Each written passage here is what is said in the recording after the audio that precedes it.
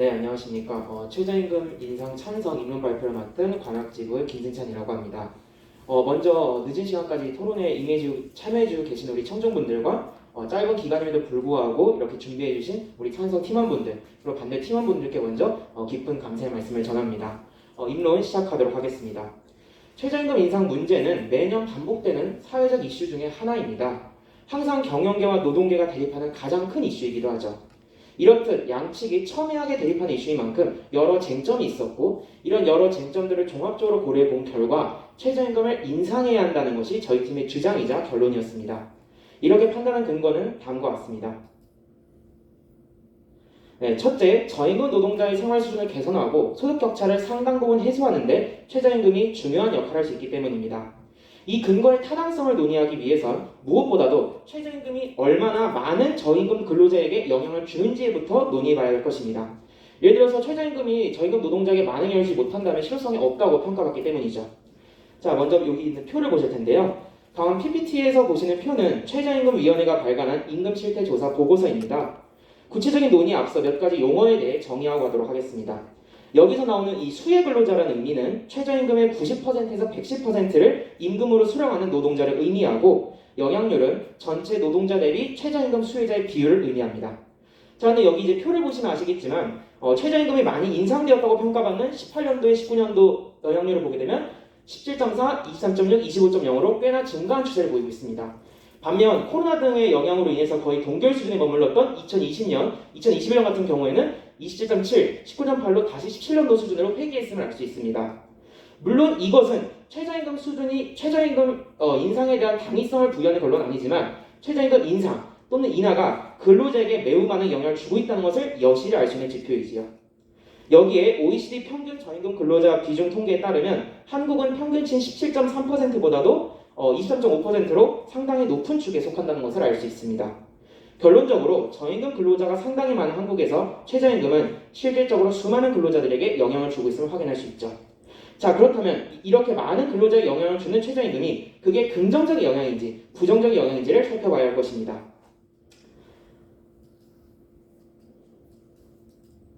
다음 표는 이제 한국의 진위계수 표인데요. 다들 아시다시피 진위계수는 0에 가까워질수록 소득 분배가 평등하다고 보게 됩니다. 최저임금의 높은 인상이 있어도 2017년부터 보게 되면은 0.354, 0.345, 0.339로 감소하는 추세를 보이고 있는데요. 즉 최저임금 인상이 소득 격차 개선에 긍정적 영향을 줄 수 있다고 판단할 수 있습니다. 둘째로는 최저임금 인상이 기업 경쟁력 강화 및 생산성 향상에 기여한다는 점인데요. 아마 많은 사람들, 그리고 여기 앞에 앉아 계신 우리 반대 팀원분들께서도 최저임금 인상이 어떻게 생산성을 향상시켜주느냐라고 반문하실 수 있을 것 같습니다. 하지만 다수의 어떤 이런 관점과는 달리 최저임금 인상이 생산성 향상에 긍정적 효과를 가져온다고 한국은행 연구조사 결과 나타났습니다. 소위 효율임금, 즉 임금의 크기가 생산성을 결정한다는 이론과도 맞닿아 있는 것이죠. 또한 최저임금은 기업 경쟁력 또한 강화할 수 있습니다. 한국은행 보고서에 나온 대목처럼 저생산성 한계 기업을 퇴출시킬 수 있다는 점인데요. 흔히 최저임금 때문에 폐업한다고는 하지만 실제 자영업자의 가장 큰 고충은 높은 임대료입니다. 한 가지 사례를 살펴보도록 하겠습니다. 요즘 코로나 시기에 착한 임대인 운동은 들어봤어도 착한 노동자 운동, 착한 알바생 운동은 들어본 적이 없는 것과 마찬가지인 거죠. 설령 최저임금이 부담된다고 해도 최저임금은 모든 업종에게 보편적으로 적용되는 것입니다.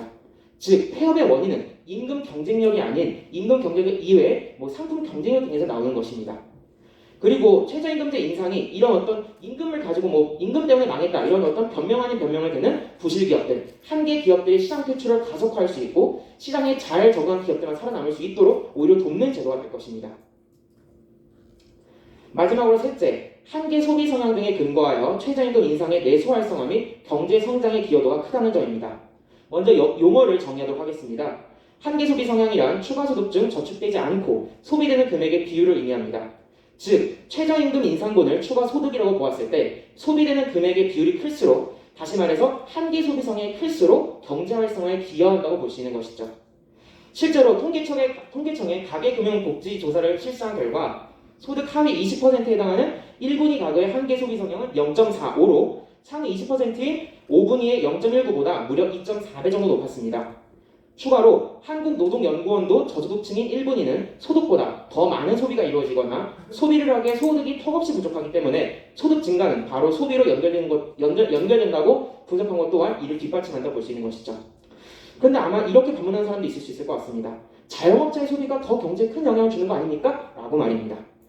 하지만 국회 예산정책처의 조사에 따르면 임시 이동직의 한계 소비 성향이 자영업에 비해 훨씬 높음을 확인할 수 있습니다. 이게 색깔이 잘 안 보이는데요. 가장 위에 보이는 표가 임시인용 근로자고 그 다음이 평균, 그 다음이 상용 근로자, 그 다음 마지막이 자영업입니다. 훨씬 임시 이동직의 한계 소비 성향이 높다는 것을 알 수 있습니다. 따라서 종합적으로 볼 때 최저임금의 영향을 직접적으로 받는 임시 이동직, 저소득 가구의 소득 증대가 소비로 직접적으로 이어진다는 점에서 내수 활성화를 도모할 수 있다는 것입니다. 우리가 소위 고소득층에 대한 감세 등을 주장할 때 낙수 효과를 들곤 합니다. 하지만 낙수 효과는 최근 들어서는 경제적 효과가 굉장히 미비해지고 있는데요. 그렇다면 이제 우리는 조금 새로운 사고를 해야 할 차례입니다. 저소득층의 소득 증대가 경제 활성화로 이어져 궁극적으로는 고소득층의 소득도 높이는 그런 효과 말입니다. 하위계층의 소득을 늘리고 중산층을 유지하며 소득 불평등도 개선할 수 있는 그런 효과 말입니다. 분수 효과가 바로 그런 효과입니다. 이런 효과가 나타나기 위해선 최저임금 인상이 함께 병행되어야 할 것입니다.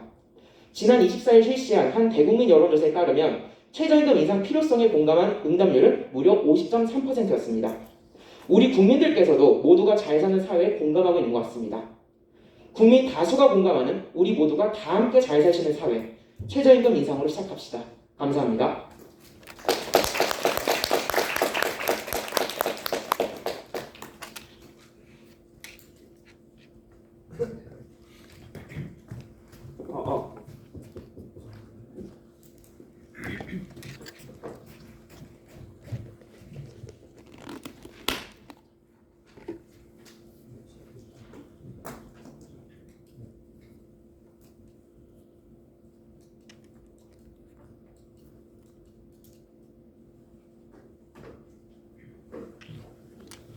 그럼 시작하도록 하겠습니다.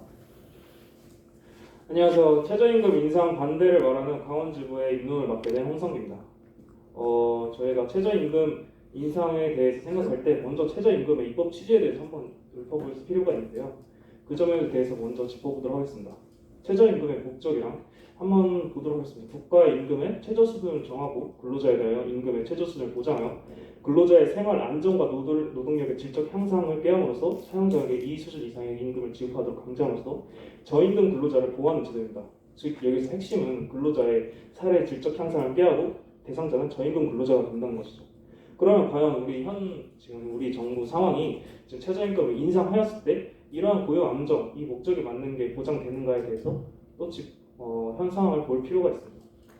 먼저 지금 우리나라는 2017년부터 2021년까지 6,470원에서 8,720원으로 꾸준히 최저임금을 한 번도 동결하지 않는 상황에서 꾸준히 증가했습니다.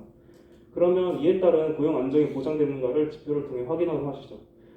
이거는 아르바이트 시장의 현상입니다. 지금 여유가 있는 대기업이나 공공기관은 이런 아르바이트생들은 임금이 오르든 말든 괜찮습니다. 하지만 최저임금제를 받고 있는 그 기준의 아르바이트생들은 기준 공인 광고에 비해 23만 7,062건으로 전년 동기 대비 10.8%나 줄은 현황이 나타나고 있습니다. 이는 최저임금 인상에 따른 고용 안정의 보장이 힘들다는 표시를 볼 수가 있겠죠. 또 다른 지표도 있습니다. 최저임금 인상, 특히 저임금 근로자의 일자리가 어떻게 감소됐는지를 보여주는 지표입니다. 표가 정확히는 안 보이는데 이 표가 그 최저임금 대비 120%더 많이 받는 사람, 130%, 150% 많이 받는 사람에 비해 취업 감소율이 어떻게 나타나는지에 대한 표입니다. 이 표는 최저임금을 더 많이 받는 사람들은 최저임금을 받는 사람에 비해 최저임금이 인상됐을 때 더 취업 감소율이 높아지는 현상을 나타낼 수 있습니다. 2018년 최저임금 신규 적용 대상자 미취업 전종 30%가량은 최저임금 인상으로 일자리를 잃었다는 기사까지 났을 정도이죠. 위 표시를 보시면 최저임금 인상에 따른 최저임금 미지급 분쟁 건수에 대해서 나타내고 있습니다. 최저임금의 오름에 따라 최저임금 미지급 건수는 여전히 줄지 않는 상태, 오히려 오르는 상태를 증명하고 있습니다. 특히 이 대상자에 대해서 또 알아볼 필요가 있는데요. 이 대상자들은 보통 5인 미만 또는 5인 이상 50인 미만 위 그래프를 보시면 다 저소득층 대상에 해당되는 유형들이 꾸준히 증가하고 있습니다. 이는 영세 사업자, 즉 소상공인들이 자기들의 인건비 매출 대비 인건비가 최저임금에 비해 더 퍼센트를 더 많이 차지한다고 볼 수 있죠. 아래 기사들을 보시면 경기 안산시 실제 그 소상공인들은 이렇게 최저임금이 오르면 법을 어기든지 회사가 망하든지 이런 극단적인 선택을 내릴 수밖에 없는 실태가 오고 있는 현상입니다. 이렇게 최저임금이 인상됐을 때 우리나라가 과연 그거에 대해 고용 안전을 보장하는가에 대해 알아봤는데요. 그러면 최저임금 인상이 생산량을 높일까에 대해서도 한번 생각을 해봐야 됩니다. 여기서 아주 좋은 사례가 있습니다. 헨리포드의 사례로 저희가 예시를 들어봤습니다. 이 헨리포드의 사례는 저희가 겉만 들으면 되게 좋은 사례 같지만 한번 같이 보도록 하겠습니다. 임금이 인상됐을 때 이때 효율 임금이라는 거는 임금이 약간 인상됐다는 식으로 이해하시면 되겠습니다. 임금이 인상됐습니다. 2.5달러에서 5달러로 헨리포드가 임금 인상을 했고 노동자들은 그에 혹해가지고 시급을 더 많이 주네 하고 노동자들이 몰렸고 결과적으로 생산량이 향상되는 효과를 보유할 수 있습니다. 하지만 이거는 겉에서만 보였을 때의 측면입니다. 이렇게 2.5달러에서 5달러로 최저임금 인상을 높였던 이유에 대해서 저희가 한번 생각을 해봐야 되는데요. 이는 바로 컨베이트 시스템이라는 생산성을 보장해주는 기반이 있었기 때문에 이런 2.5달러에서 5달러로 올릴 수 있었던 겁니다. 즉 이런 컨베이터 시스템 같은 기반이 없었을 때에는 과연 우리가 2.5달러에서 5달러 넘겼을 때 기업이 이 인건비를 감당할 수 있는가에 대해서는 확실히 알 수가 없습니다. 위의 편은 최저임금 인상에 기업의 고용 및 생산성에 미치는 영향에 대한 논문입니다. 저희는 최저임금 인상의 생산성을 높이는 지표를 이렇게 정리를 해보았는데요. 위에 패널 모형, 고정효과, 임의효과에 따른 최저임금 상승률에 대해서 지표를 쭉 봤습니다. 이 논문을 통해서 저희가 알 수 있었던 점은 산업별 최저임금 영향률은 모든 모형에서 생산량 증가에 영향을 미친다 라는 통계적 유의성을 전혀 찾지 못했다는 겁니다. 즉 인과관계가 확실하지 않다는 거죠. 저희가 이것만 봤을 때 최저임금이 올랐을 때 저희가 이제 생산성도 올라가고 긍정적인 영향을 준다라고는 알고 있지만 실은 최저임금이 올랐을 때 기업은 그 비용 부담에 직면하고 고용주도 부담시키고 기업 생산성을 떨어뜨린다는 거죠. 이는 곧 생산성 신규 채용 지금의 당장의 신규 채용을 고용을 못하지 자르지 않을 수도 있겠지만 신규 채용의 그 동결 현상이 일어날 수도 있습니다. 여기까지 최저임금 인상이 생산량을 높일까에 대해서 의문점에 대해 봤는데요. 그럼 생산성을 높이지 못하는 거에 대해서 알고는 안 후에 이제 최저임금이 저희 최저임금의 목적에 맞는 최저임금 인상이 소득 양극화를 줄이는가를 생각해 볼 수 있습니다. 생산성이 보장받지 못하는 상태에서 최저임금을 오르게 되면 결국 기업은 그거에 대해서 고용관계를 지속할 수 없게 될 겁니다. 그러면 최저임금 상승을 받는 그 저소득층 대상자는 고용관계를 유지하는 그 저소득층 대상자는 당연히 고용관계를 종료해야 되는 상황이 발생하게 되겠죠. 즉 저희의 소득 양극화에 취지와는 어울리지 않는 저소득층 대상자는 고용을 잘리는 반면 생산성이 상대적으로 높은 근로자들은 최저임금이 오르거나 말거나 크게 영향을 받지 않습니다. 왜? 자기들은 월급은 그에 더 많이 받고 있으니까. 그렇게 최저임금 목적에 맞는 그 인상을 실시해야지 지금 목적에 맞는 우리나라 현 상황에 맞지 않는 최저임금 인상은 크게 독이 될 거라고 저는 보고 있습니다. 이상으로 최저임금 인상 반대에 대한 입론이었습니다. 감사합니다.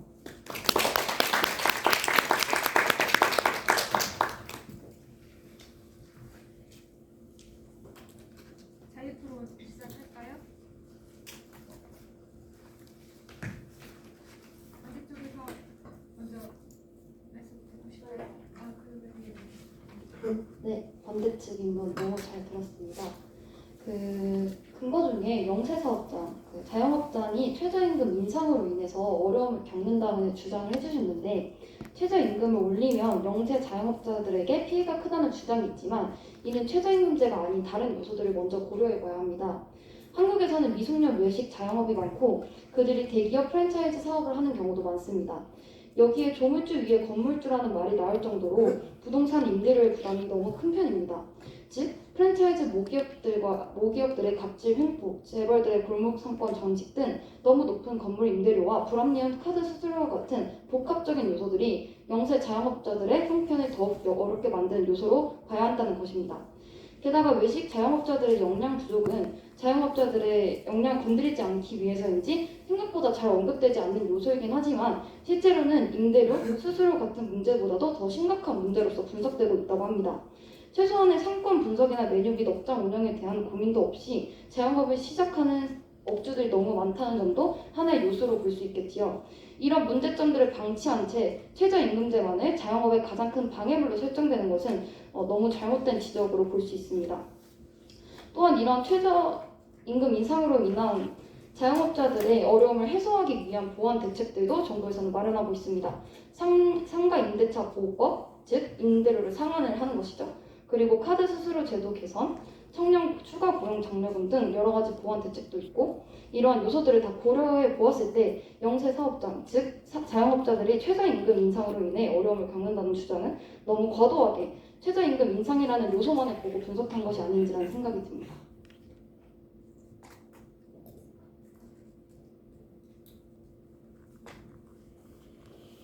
방금 일단 찬성 측 이야기한 거 잘 들었습니다. 찬성 측에서 방금 이제 최저임금만이 아니라 다른 요소도 고려해가지고 봐야 한다고 하셨는데요. 2020년 6월 15일 기업들 중소기업 중앙위원회 2020년 5월 중소기업 중앙위원회가 중소기업 고용 애도 실태 및 최저임금 의견 조사 발간을 하였는데요. 이 설문조사에 따르면은 응답 기업 중에 88.1%가 최저임금이 올해와 같거나 동결되어야 한다고 주장하였다고 합니다. 그래서 이걸 보시면은 최저임금이 올라가면은 중소기업 같은 경우에는 오히려 그들에게 부담이 된다는 것을 알 수 있고 이를 해결하기 위해서 다수의 중소기업은 신규 채용을 축소를 한다거나 혹은 기존에 있던 인원들을 구조 조정하는 방식으로 하고 있다고 합니다. 그래서 그거에 대한 답변은 이렇게 드릴 수 있을 것 같고요. 제가 질문 드리고자 하는 거는 아까 분수 효과에 대해서 말씀을 해주셨는데요.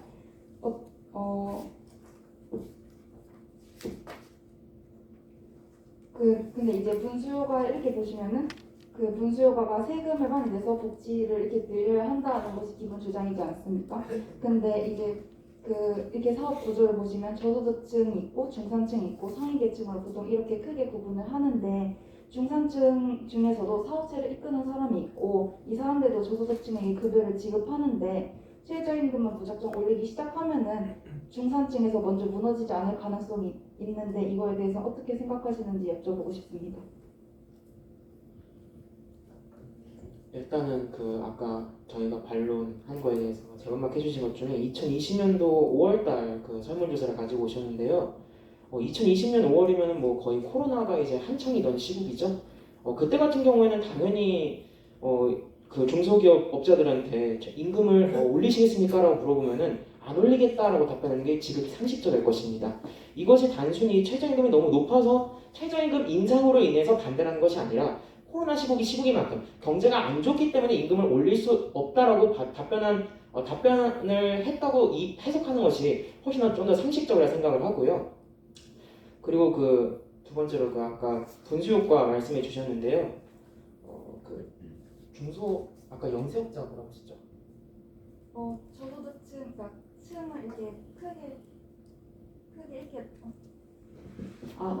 이렇게 세 개를 나누면 저소득층, 중산층, 상위 계층으로 이렇게 보통 세 개 나누지 않습니까? 근데 이제 중산층 중에서도 사업체를 이끄는 사람이 있는데 이 사람들도 저소득층에게 급여를 지급하는데 아까 제가 말씀드렸다시피 다수의 중소기업이 오히려 이제 최저임금이 올라간다면은 최저임금은 오히려 올해와 같거나 동결되어야 한다고 이야기를 했는데 이 중산층 중에서도 사업체를 이끄는 사람들이 있는데 이들도 저소득층에게 급여를 지급하는데 최저임금을 무작정 올리기만 한다면 오히려 중산층이 더 무너지거나 도산될 가능성이 있는데 그래서 이에 대해서 어떻게 생각하시는지 여쭤봤습니다. 네, 감사합니다. 물론 이제 중산층 중에서도 당연히 사업주의 입장이신 분이 분명히 있을 것입니다. 그래서 저희는 절대로 최저임금을 무작정 인상하자라고 주장한 적 없습니다. 아까 여기 반론 아라님께서 말씀하셨겠지만 충분히 그런 어떤 이 중소 상공업자들 어떤 부담을 다 이해하고 있기 때문에 그거에 대해서 다양한 대안들을 저희는 지금 현재 제시한 상황이고요. 그래서 무작정 인상한다라는 주장은 좀 맞지 않는 것 같습니다.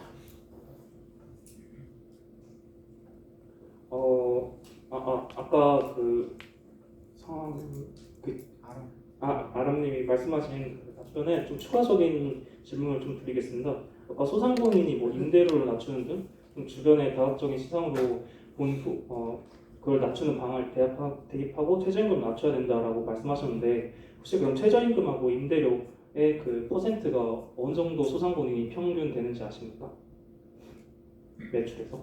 최저임금을 낮춰야 된다고 말씀드립니다. 아니 최저임금을 낮춰야 된다는 게 아니고 임대료를 어느 정도 그 조정하고 최저임금에 대해서 생각해 봐야 된다라고. 임대료를 조정하고 최저임금을 생각해 봐야 한다는 말씀이 아니고 네. 자영업자들이 최저임금 인상으로 인해서 어려움을 겪는다고 주장을 해주셨는데 네. 사실 그런 어려움에 대한 그 요소가 그 이유가 사실 그런 임대료로 인해서 어려움을 겪는다는 측면이 더 크다고 말씀을 드립니다. 그러면 최저임금 그 소상공인에서 최저임금하고 그 임대료가 자기 매출의 평균적으로 한 어느 정도 퍼센트를 차지하고 계신지 알고 계십니까?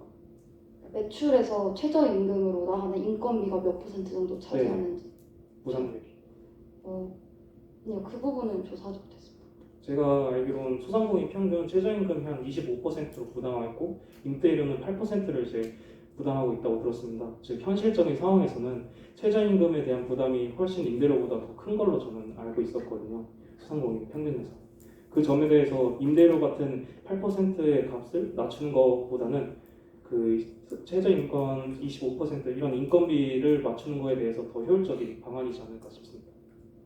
그렇다면 그 자영업자들이 그 비용을 쓰는 것에 있어서 전체 비용이 나가는 그런 측면에서 8%가 임대료고 25%가 인건비로 나간다는 말씀이십니까? 네, 그렇습니다.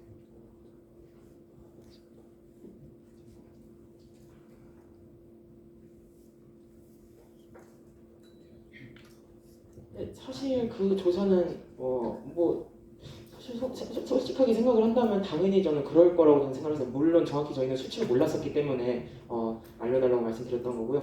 당연히 사업을 할 때 있어서 인건비가 매우 높은 비중을 차지하는 것은 어느 기업이나 마찬가지일 것입니다. 그런데 최근에 아니라 그 최저임금 인상이 굉장히 높은 폭으로 올랐을 때 18년도인가 19년도가 그랬었는데 그때 이 자영업자들에게 설문조사를 했었죠. 가장 큰 고충이 무엇이냐라고 물었을 때 1위가 뭐였냐면 임대료였습니다. 즉 임대료와 최저임금, 인건비를 했을 때 인건비 비중이 물론 높습니다. 하지만 그것을 아예 절대적인 수치를 가지고 비교하는 것은 좀 맞지 않다고 생각하고요. 인건비는 당연히 고정적으로 나가는 지출이기 때문에 훨씬 더 탄력성이 좀 없을 거라고 저는 생각합니다. 그럼 반대로 이제 임대료가 그만큼 더 큰 부담을 다가온다는 것이 이 설문조사 결과를 통해 나타나는 거라고 생각하는데 그럼 왜 최저임금이 1등이 아니라 임대료가 1등으로 나오셨다고 생각하십니까?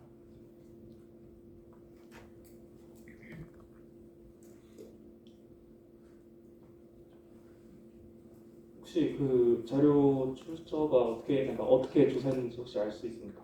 그 임대료가 1위가 됐다는 부분. 네, 제가 자료를 설문조사를 했었을 때, 그러니까 말 그대로 그냥 최저임금 인상했을 때 하도 이슈가 핫했으니까 자영업자들에게 가장 큰 고충이 무엇이냐라고 좀 물어봤던 걸 기억을 합니다. 설문 문항이 어떤 자영업을 함에 있어서 가장 큰 애로사항이 무엇입니까?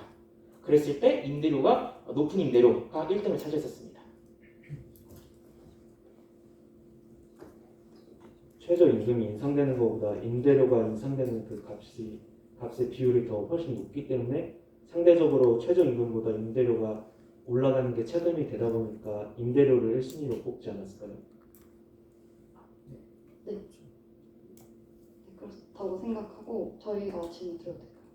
네, 그 아까 아르바이트 말씀하시면서 시장의 양극화에 대해서 말씀을 하셨는데 저희가 흔히 말하는 최저임금군, 즉 최저임금에 대한 영향을 받는 계층이 대한민국에 약 290만 명에서 501만 명들이 근로자들이 영향을 받는다고 나와 있습니다.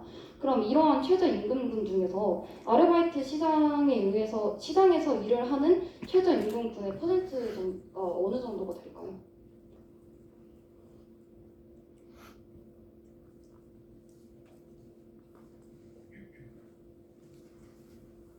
사실 최저임금군에서 아르바이트 시장, 그러니까 흔히들 알바생이라고 부르는 그런 노동자들의 비율이 그렇게 높지 않고 오히려 일용직 노동자와 같은 다른 최저임금군에 속하는 수급자들이 더 많은 것으로 알고 있는데 그러한 측면에서 아르바이트 시장의 양극화 때문에 이것이 결국 최저임금 인상의 실효성이 없다라고 말을 하는 것이 저희는 맞는 분석인지 여쭤보고 싶습니다.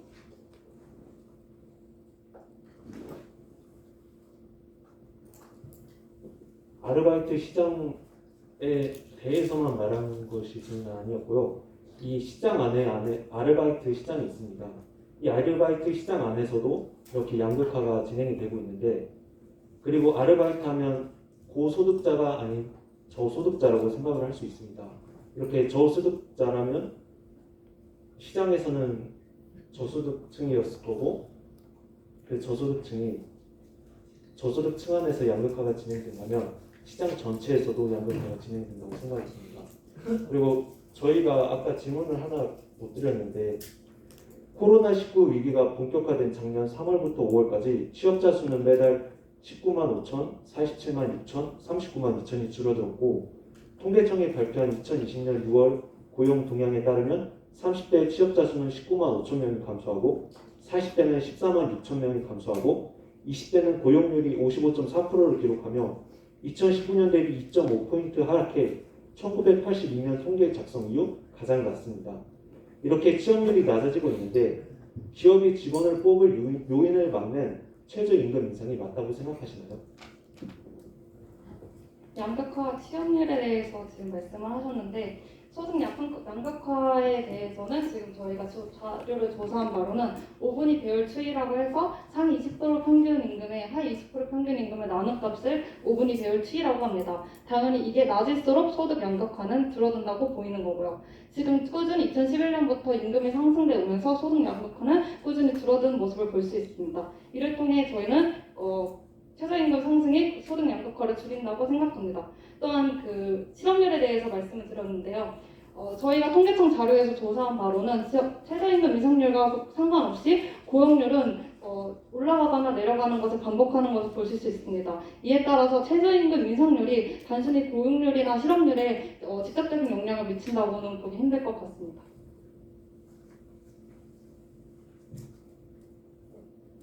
네, 그리고 아까 그 생산성 관련된 부분에서 말씀을 드리고 싶은데요. 아까 헨리포드의 예시를 들어주시면서 생산성 제고에 그렇게 좋은 긍정적인 영향을 미친다고 볼 수 없다라고 말씀을 해주셨는데, 저희가 통계청 자료 등을 통해서 분석한 바에 따르면 최저임금 인상이 대한민국 전체 제조업 생산성에 기여를 했다는 것을 알 수 있었고, 그러나 규모가 작거나 이런 작은 업체들에서는 상대적으로 그 영향이 미미할 수 있으나 전체 제조업의 생산성을 봤을 때는 최저임금 인상이 생산성 제고에 긍정적인 영향을 끼쳤다는 통계 자료를 발견할 수가 있었습니다.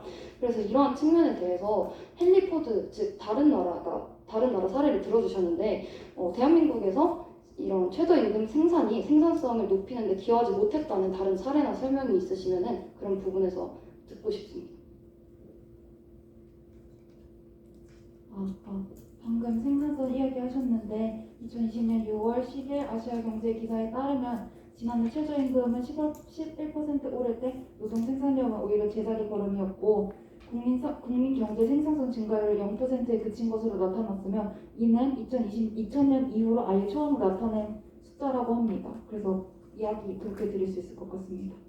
네, 말씀해 주신 수치가 0%대로 굉장히 낮은 그런 생산성의 재고를 보여줬다고 말씀하셨는데, 사실 그러한 측면에서의 영향이 작년은 코로나 사태로 인해서 굉장히 경제적인 측면에서 충격이 많이 있었고 피해가 많이 있었기 때문에 그러한 수치가 나왔고, 저희가 말씀드리고자 하는 것은 최저임금 인상이 지금 몇십 년째 계속 오르고 있고, 그러한 오르는 추세에 따라서 실제로 전체 제조업의 생산성에서 유의미한 통계가 나타났다는 점을 말씀드리고 싶습니다.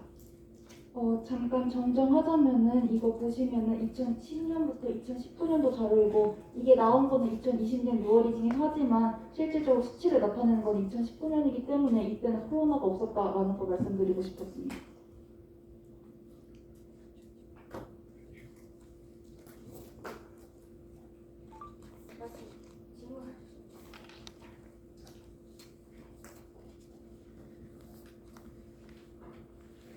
최저임금 인상 시 소농가들이 감당하고 힘들다고 생각하는데요. 저는 최저임금 인상 시 어느 업종보다 절박한 농촌과 농가에 대해서 한번 시선을 옮겨봅시다. 농가의 경우 관행적으로 아침 6시부터 저녁 6시까지 통상 10시간을 일해 일손이 많이 필요한 업종입니다. 특히 소농가의 경우 노동력에 많이 의지합니다. 최저임금 인상 시 소농가들이 감당하기 힘든데요. 2017년 코로나 이전 통계 자료에 따르면 농가 평균당 총 수입이 3,719만 원, 그중 농사로 얻은 수익이 1,600만 원입니다. 평균 도시 근로자의 수입은 5,334만 원이 초과되고 있는데요.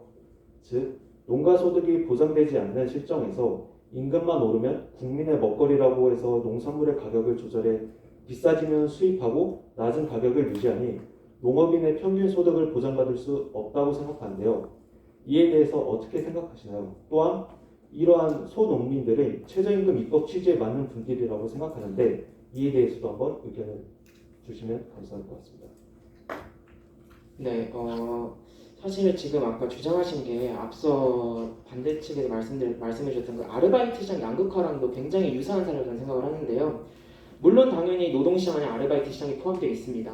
하지만 저희가 그걸 조사해본 결과 실질적인 최저임금 근로자 중에서 알바 시장에 종사하는 사람은 그렇게 높지 않다라는 비율을 말씀드렸고요. 그렇기 때문에 알바 시장에서 양극화가 생기니까 노동자 전체에서 양극화가 생길 것이다 라는 추론은 제가 봤을 때는 굉장히 논리병이 심한 추론을 생각을 하고요. 그리고 지금 농업 사례를 들어주셨는데 현실적으로 현대 사회에서 농업이 산업에서 차지하는 비율이 굉장히 이제는 점점 낮아지고 있습니다. 그런데 단순히 물론 이제 최저임금이 인상되었을 때 분명 농가에게 부담이 될 수 있습니다. 하지만 단순히 농가가 부담된다고 해서 또 전체 시장에 그럼 최저임금 인상시키지 말자라는 주장 또한 앞서 이 아르바이트 시장의 양극화 같은 그 논리의 오류라고 생각을 하는데 여기에 대해서는 어떻게 생각하십니까? 그러면 혹시 시장 전체를 위해서는 일부가 다 희생을 해야 되는 게 정당하다고 생각을 하십니까? 물론 뭐 분명히 뭐 다수를 위해서 소수는 무조건 희생돼야 된다라는 주장은 아니죠. 그러니까 뭐 아까도 계속 약간 좀 반복된 느낌이 들긴 하지만 그러기 때문에 이제 저희는 보완제를 함께 들고 온 겁니다. 그렇지만 어찌됐든 간에 공익이란 것은 어쨌든 생각해보면 소수이익보다는 다수이익이잖아요. 그렇기 때문에 다수이익에 조금 더 부합하는 쪽으로 하는 것이지 절대 이 주장이 소수이익은 무조건 경시된다는 건 아니라는 점을 말씀드리고 싶습니다. 또한 그 말씀하셨던 문제점과 같이 그런 농가들 그러니까 업종별로 겪고 있는 어려움이 다르기 때문에 그런 측면에서 정부가 보완 대책을 함께 해야 한다는 점을 저희는 말씀드리고 싶습니다. 아까 생산성 논란을 최저임금이랑 같이 연계해서 얘기한 바가 있었는데 혹시 추가로 더 하실 말씀 없으신가요? 양쪽에서?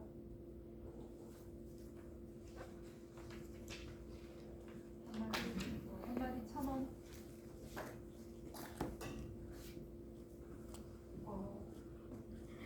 저희가 말씀드리고 싶은 거는 이번 최저임금 인상으로 너무나 열악한 노동자들의 삶이 많이 개선될 수 있고 전체적으로 일자리의 질이 좋게진다고 볼 수 있습니다. 우리나라 고용의 일자리 자체가 없다기보다는 전체적으로 일자리의 질이 낮다는 문제가 더 심각합니다. 일자리의 질은 결국 임금 수준과 복지 수준이 결정합니다.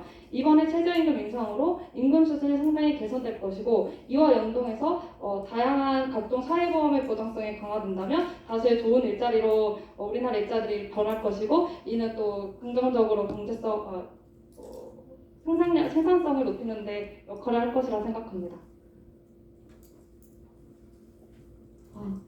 방금 최저임금이 올라가서 삶이 개선된다고 방금 말씀하셨잖아요. 근데 이제 2020년 2월 22일 서울시립대 전경대 송원재 교수가 발표한 논문 최저임금이 물가에 미치는 영향에 따르면 최저임금이 1% 이상하면 소비자 물가지수가 0.07% 상승한다고 합니다. 특히 주요 외식비는 39.2%까지 영향을 받는다고 하는데요. 그리고 이 주요 외식비뿐만이 아니라 사람들이 생활하는 데 필요한 생필품마저도 최저임금이 올라감에 따라서 물가가 같이 상승하는데요. 이는 최저임금 인상이 소득 하위 계층의 갖춰둔 소득을 감소시킬 수 있는 생활 밀착형 소비재 물가까지 똑같이 상승을 이끌었는데 과연 이게 저소득층이라든가 혹은 살기 힘든 사람들의 삶의 개선을 삶의 질을 올려주었는지 삶을 개선시켜 주었는지에 대해서 여쭤보고 싶습니다.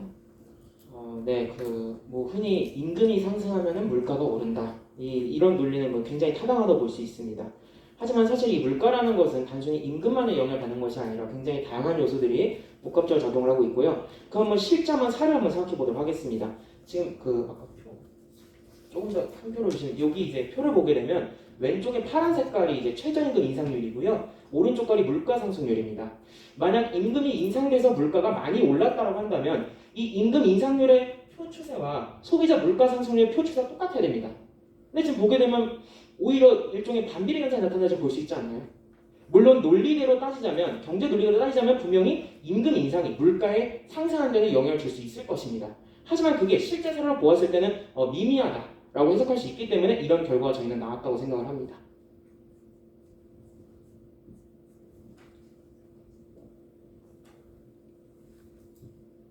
네, 저희 3분 정도 남았습니다. 자유투.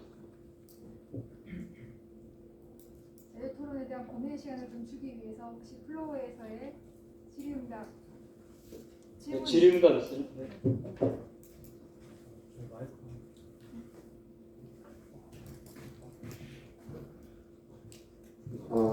네, 안암지부 김주현 질문하겠습니다.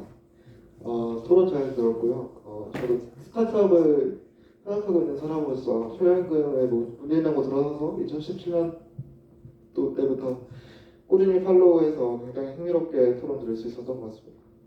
저는 일단 최저임금 인상 찬성 측에 질문 드리고 싶습니다. 저는 일단 최저임금 인상이라는 이 정책이 어디서부터 출발했나 이게 가장 중요하다고 생각합니다. 2017년 문재인 정부가 들어섰죠. 그러면서 그때 내세운 정책 중에 가장 큰 게 소득주도 성장, 혁신 성장, 공정 경제 이렇게 해가지고 이제 세 개 내세우면서 소득주도 성장의 핵심 정책으로 최저임금 인상을 들고 나왔습니다. 그래서 이게 이론적으로 보면 소득을 높여주면 내수시장 활성화가 될 거고, 이는 우리가 이제 수출 의존 중심의 그 경제 성장 방식에서 내수 중심의 사회로 내수 중심의 경제 성장으로 바뀔 수 있다. 이런 이제 이론이거든요. 근데 혹시 찬성 측 분들 1억 내수론이라고 아세요?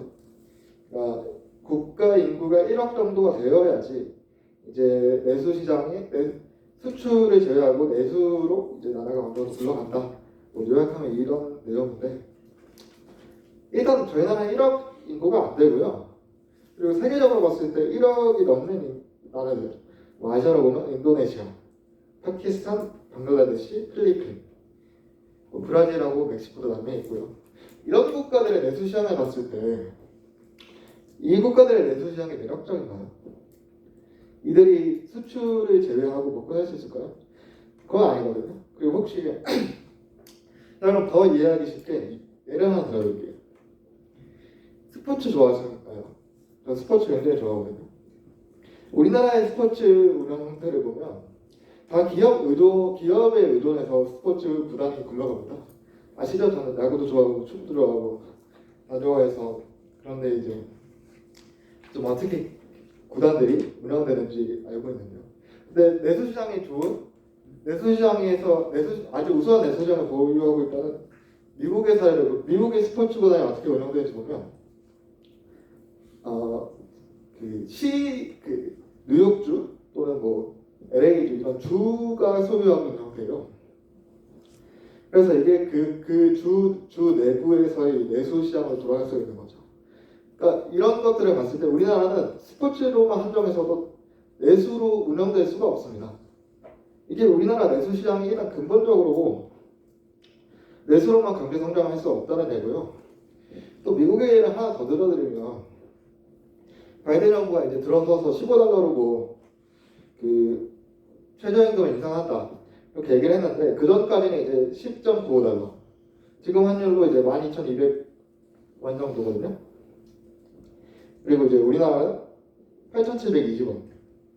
근데 이게 국내 총생산을 보게 되면 미국은 21만 4,277억 달러, 우리나라는 약 16,000억 달러, 16,400억 달러. 이게 지금 국내 총생산만 보더라도 내수시장 차이가 이렇게 나는데 그 최저임금 차이는 크게 나지 않습니다. 그러니까 이게 내수 시장이 이렇게 활성화되지 않은 나라에서 무리하게 최저임금을 인상하잖아요. 그럼 결국에 손해보는 거는 블루칼라 노동자들이에요. 그러면 이게 실질적으로 저소득층을 위한 정책으로 내세웠는데 오히려 자충수가 돼버리는 거거든요. 그래서 이거는 뭐 분수효과 이런 게 다 그냥 우리나라에서는 일단 말이 안 되는 거고요. 그다음에 마지막으로 말씀드리면 아까 뭐 모두가 잘 사는 사회 말씀해 주셨는데 그러니까 모두가 잘 사는 사회는 자본주의 시장에서 나올 수가 없습니다. 자본주의 시장에서는 마지막에 서 있는 그 계단 끝에 서 있는 사람들은 항상 탈락되는 게 기본 원리이기 때문에 이 모두가 잘 사는 사회는 만들 수 없다고 생각하고요. 이런 것들을 다 조합해서 볼 때 최저임금 인상에 찬성하는 것은 무리가 있지 않나 라는 질문 드리고 싶습니다. 네, 말씀해주신 거 너무 잘 들었고요.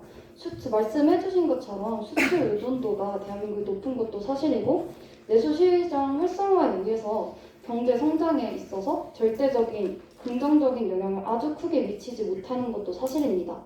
그러나 여러 통계 자료에서 최저임금 인상이 긍정적인 영향이 있다는 것은 이미 사실로 증명이 되어 있고요. 물론 말씀해주신 것처럼 그 영향이 엄청나게 경제 성장에 크게 미치지는 못하지만 또한 이런 최저임금 인상이라는 이 정책이 가지고 있는 본질적인 목적이 생활 안정 그리고 그런 최저임금군에 속하는 노동자들의 삶의 질 향상 또한 저임금 근로자 보호라는 점을 다시 한번 강조드리고 싶습니다.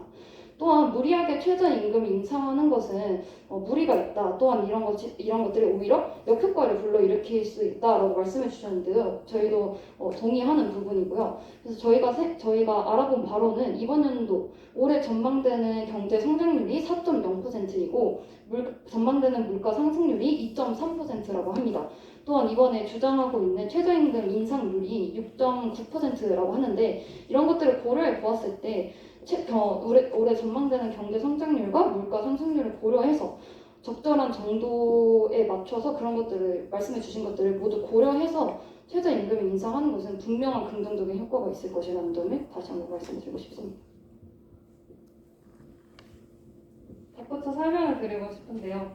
기업이 이윤을 남기면 현재는 해외 투자를 증가시키고 있습니다. 이는 결국 우리나라 자본의 유출을 초래하게 되고 이러한 상황이 반복된다면 말씀하신 대로 지금 약해진 내수 시장이 아예 붕괴가 될 것이라고 생각을 합니다. 또한 모두가 잘 사는 나라를 만들 수 없다고 하셨는데요. 그렇다면 최저임금의 가장 큰 취지는 저임금 근로자를 보호해주는 겁니다. 그렇다면 이렇게 보호받지 못한 저임금 근로자들은 대체 누구의 보호를 받아야 한다고 생각하나요? 시간 좀 더 있나요? 네.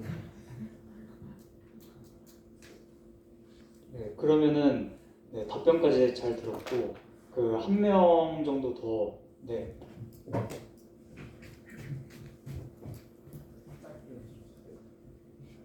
네, 안녕하세요. 전북지부 박민석입니다. 저는 반대측의 질문을 한번 드리고 싶은데, 혹시 반대측 핵심 주장이 노동자들에게 있어서 애로사항은 최저임금이 아니라 임대료이다. 혹시 맞을까요?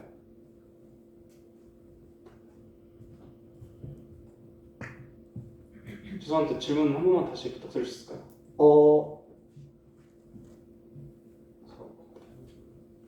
최저임금 인상에 관해서 임대료가 아니라 최저임금이 노동자들에게 있어서 최대 애로사항이다가 혹시 맞을까요?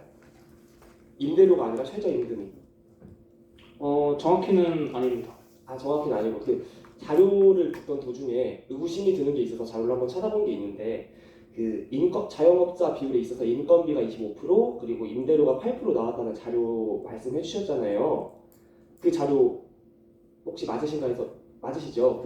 제가 말한 게. 네, 소상공인 대상자로 한 그 자료가 없습니다.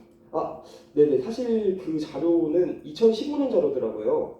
그 자료 사실 2015년 자료이고 어폐가 굉장히 많았어요. 그 자료에 있어서 이제 인건비 같은 경우가 25%가 나왔잖아요. 그 25%는 운영을 하고 있는 자영업자 본인과 본인의 가족들까지 포함한 인건비였고요.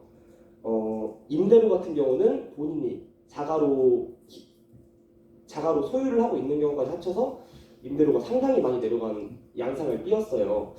이런 자료를 바탕으로 인건비가 임대료보다 훨씬 많이 나간다라는 것이 맞은가 해서 질문을 드렸는데 네, 이 점은 혹시 어떻게 생각하시는지 궁금합니다. 네, 그 2015년 자료 그거 맞고요. 그리고 소상공인 저희는 그 이제 근로자 전체를 대상으로 하기보다는 이제 저소득층 소상공인 대상자로 이분들이 과연 인건비 비중 대비 임대료 중 어느 게 더 부담이 클까에 대해서 조사를 한 것으로 알려드립니다. 사실 작은 가게들은 보통 전부 가족끼리 운영을 합니다.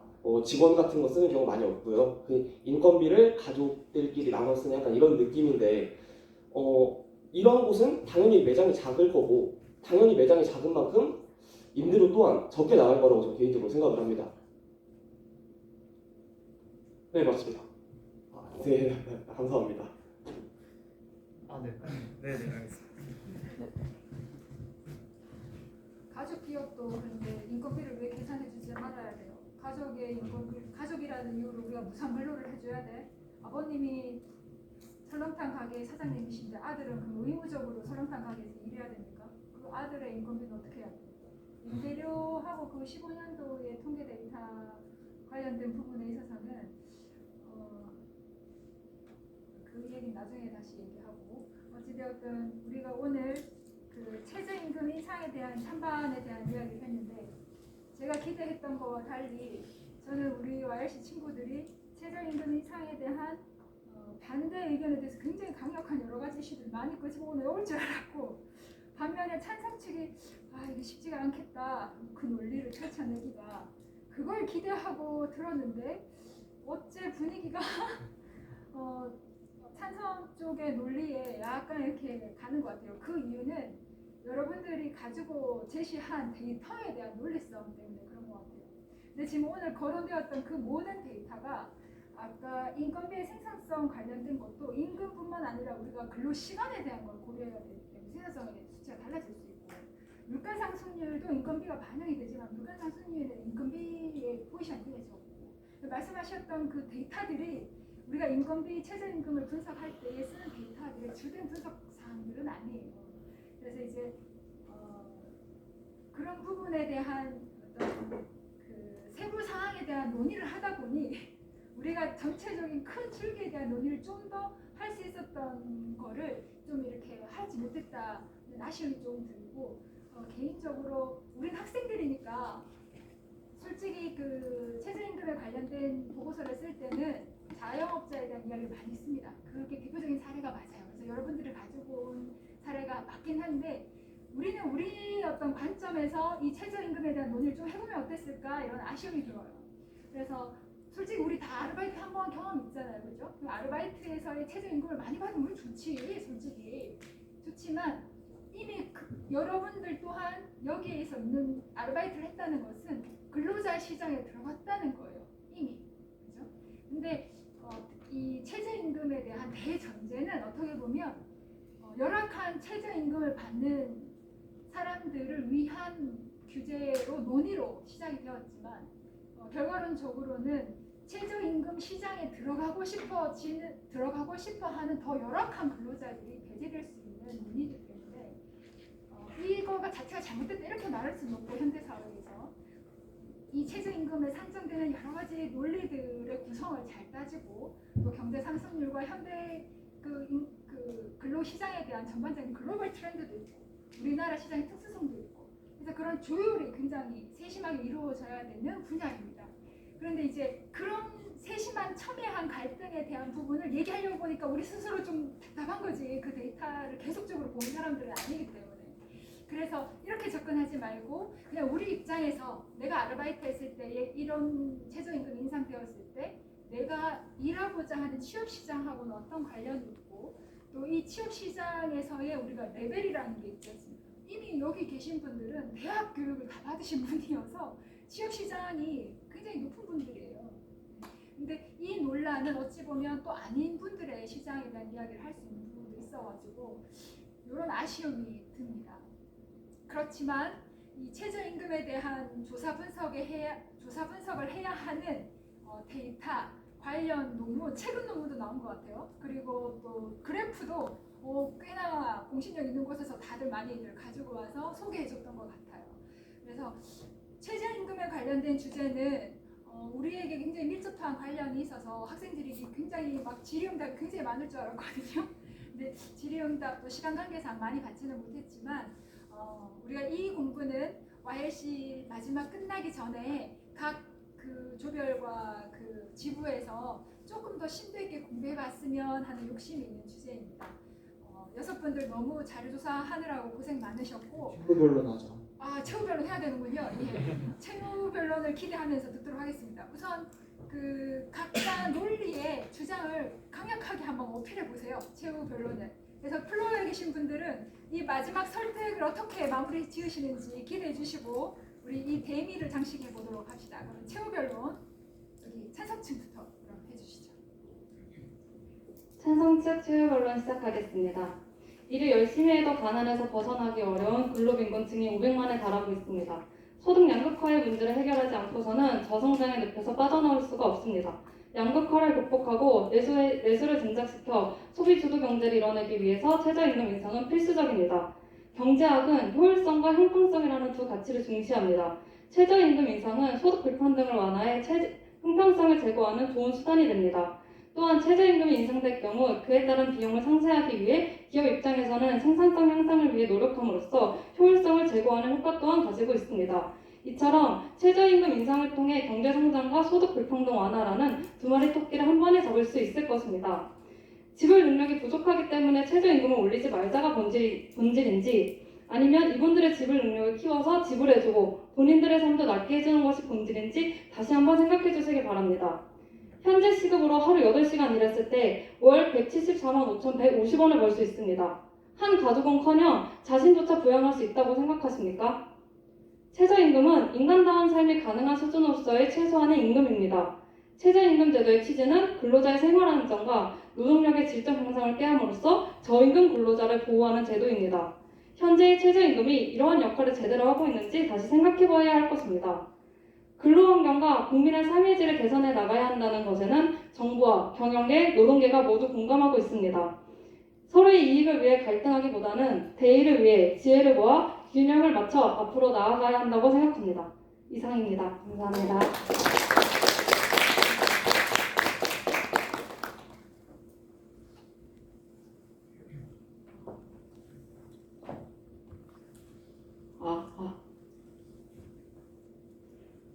최저임금 인상 반대 최종 발언 시작하도록 하겠습니다. 아까 자유토론에서 제가 말했던 부분에 조금 더 이야기를 하겠습니다. 최저임금이 인상되면은 소비자 물가지수가 아까 오른다고 말씀을 드렸고, 그리고 이는 소득 하위 계층의 가처분 소득을 늘리고자 하는 정부의 소득주도 성장론의 의도와 부합하지 않는다라는 말을 먼저 덧붙이고 싶고요.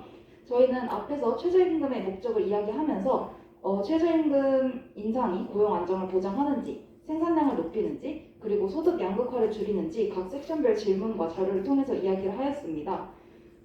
그리고 저희가 덧붙이고 싶은 말은 혹시 경주마 본 적 있으신지 여쭤보고 싶습니다. 경주마는 경기시에 앞을 보고 끊임없이 달리기만 합니다. 그러나 이 경주마도 휴식을 취하지 않는다면, 즉 정비의 시간을 가지지 않는다면 아무리 좋은 말이라도 경기에서 지고 뒤처지기에 마련입니다. 최저임금이 끊임없이 인상이 된다면 생산량이 이를 받쳐주지 않아서 본인이 해고될 위기에 처할 상황이 찾아올 수도 있을 것입니다. 최저임금은 문재인 정부가 들어선 후 지난 4년간 끊임없이 인상이 되어 왔습니다. 이제는 무조건적인 인상보다는 잠시 멈추어서 주변 상황을 돌아볼 타이밍이 아닐까요? 이상으로 강원지구 최저임금 인상 반대 최종 발언 마치겠습니다. 감사합니다. 역시 우리 마지막 주제의 대미 장식을 양쪽에서 참 잘해주신 것 같습니다. 찬성 측은 참 매력적으로 구호를 외쳤고 반대쪽은 또 그거를 막느라 애쓰셨어요. 여기 막는 사람이 더 많아야 되는데 더불어 하나 우리가 이번 예스에서 다뤘었는지 모르겠는데 최저임금 하면서 소득주도 성장 관련된 공부도 같이 해보면 참 좋았겠다 이런 생각이 들어요.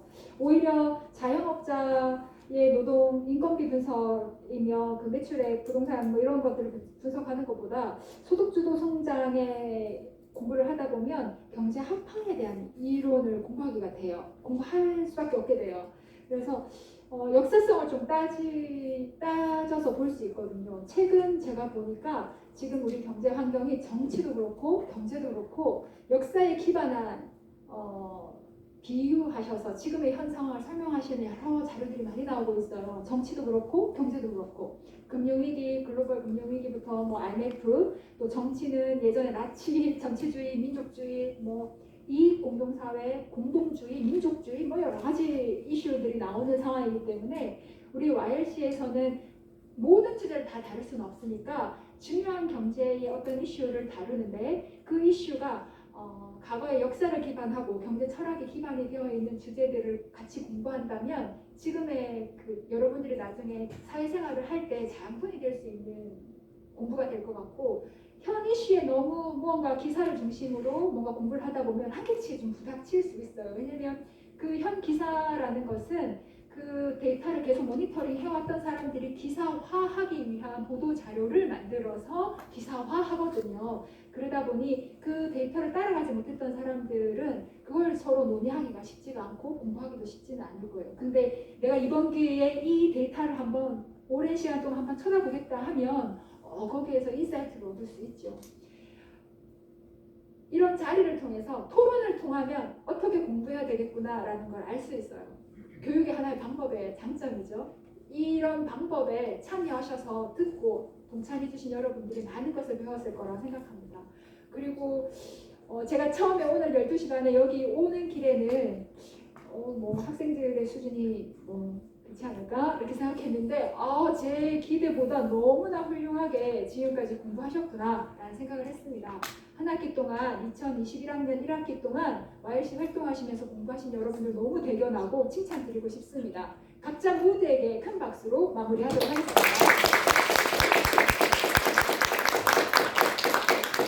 그럼 토론자분들 수고하셨고 자리를 일단 앉아주세요.